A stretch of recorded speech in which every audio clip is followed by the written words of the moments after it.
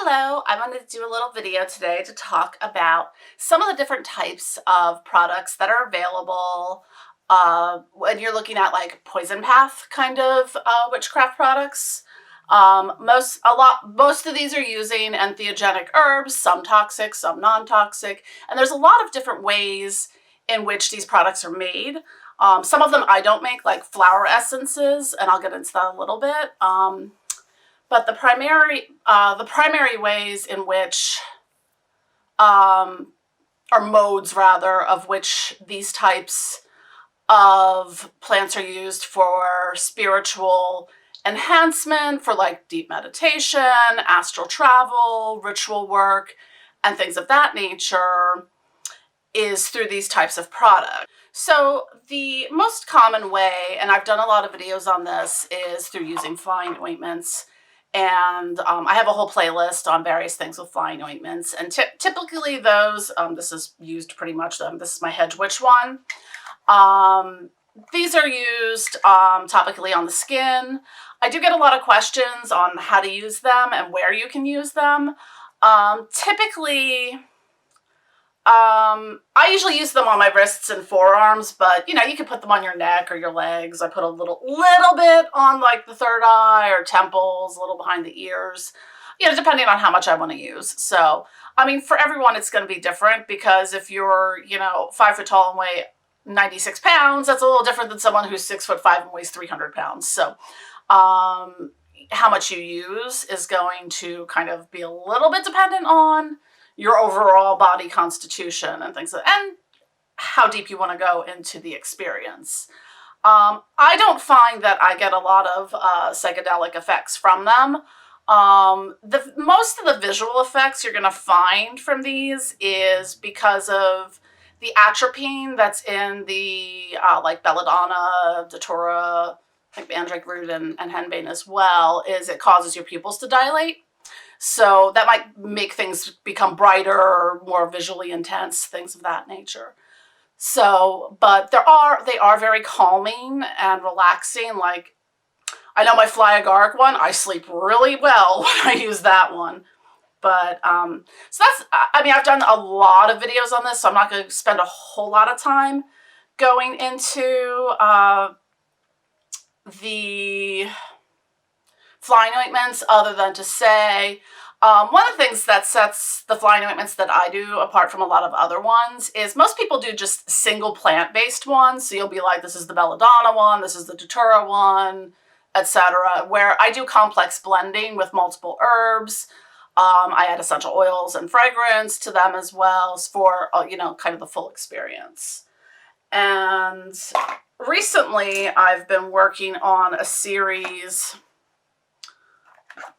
of ones for different demons, gods, goddesses, entities, spirits, things of that nature. I currently have one at the time of recording this. I have one brewing for Hecate, and I am finished up packaging. I just have to get it online. The one for Lucifuge Rofocal.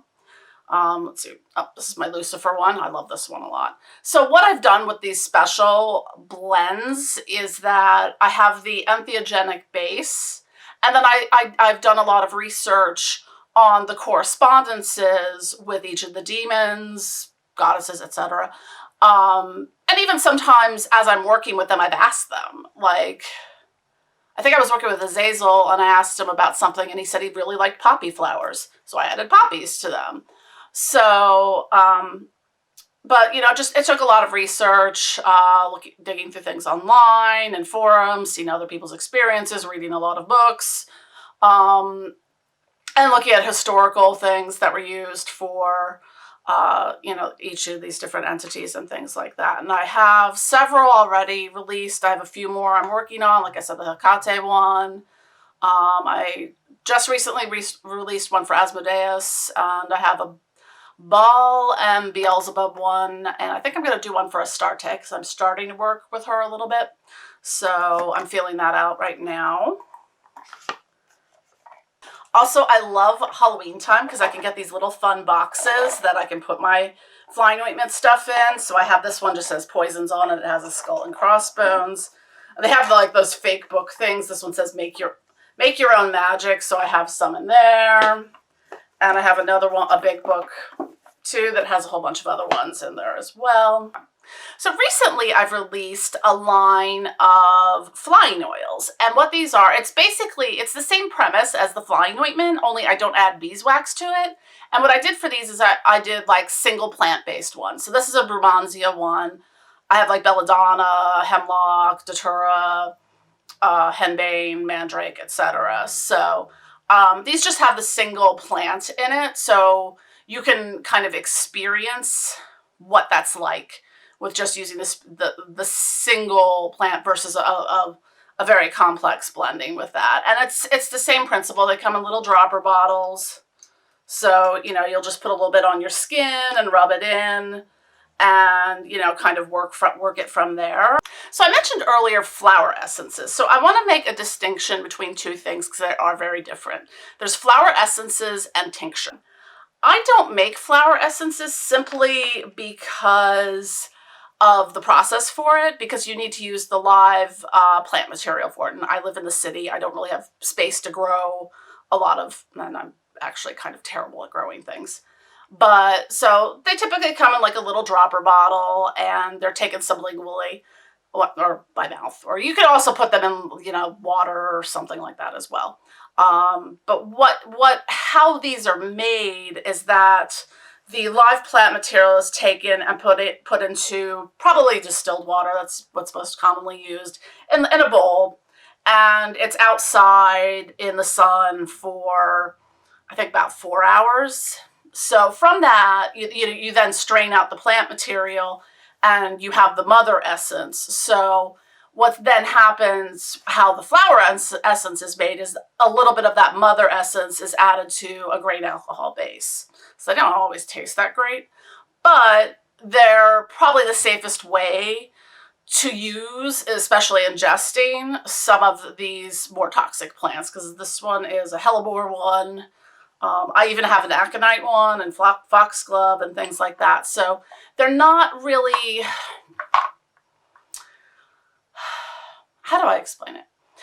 If you really want to understand, because I know one of the things that comes up sometime is sort of like plant spirit communication and sort of understanding the nature of plants.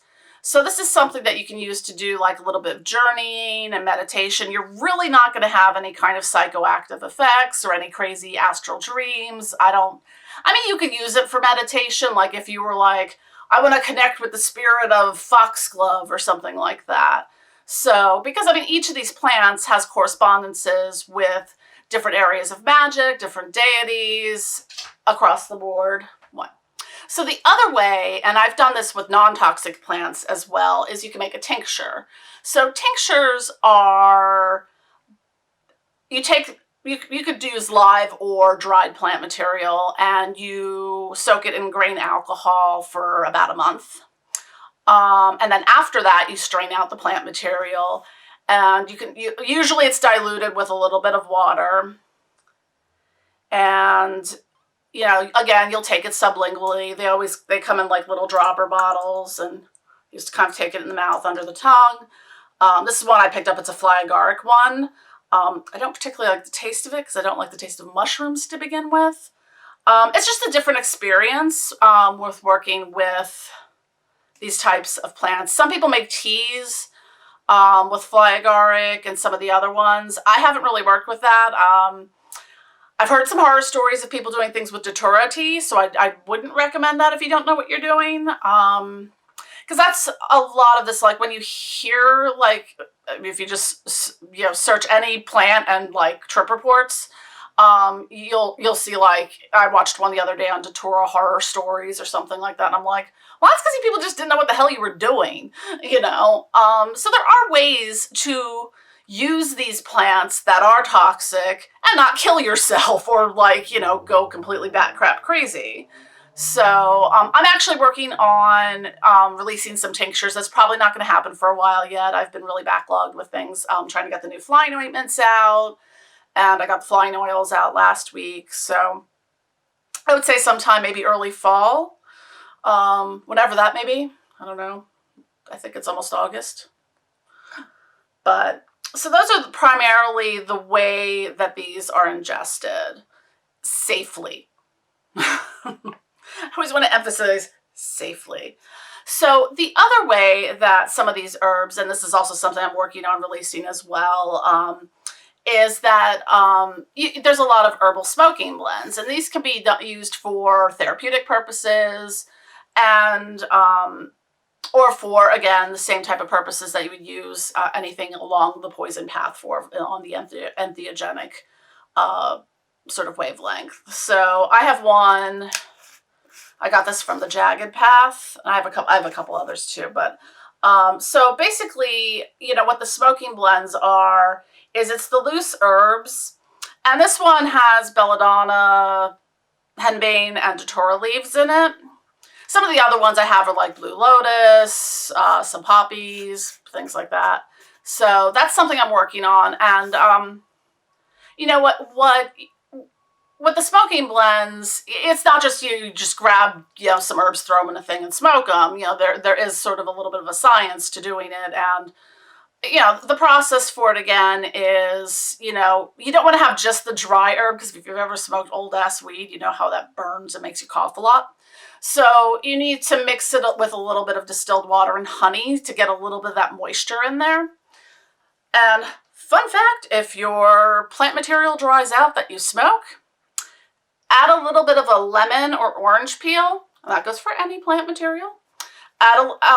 Take a little peel, not like the actual fruit part, just a little slice of the peel, put it in the bag, and it just sucks all the moisture out of the peel and refreshes your stash.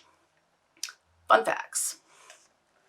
And one of the things I've recently picked up, and if you watched my previous video, is Salvia divinorum.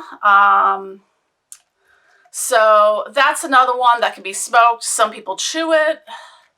I've heard you can also tincture it, or I don't know, maybe tea. I can't imagine it would taste very good, but so that's just a little kind of, in a nutshell, of the types of things that are available. If you're looking at exploring more of the entheogenic herbs for your spiritual practice, for meditation, ritual use, etc. Salvia divinorum, by the way, I would definitely say, from my experience, so you can get just the straight up plant material, but most places sell, this one is called Salvia 10X. So it's sort of like, it's an extract. So it's stronger. And then it kind of goes up on a scale. So this is one you'd want to have like a sitter or someone with you if you're doing a lot of it or aren't experienced with it. Not that I did, but anyways.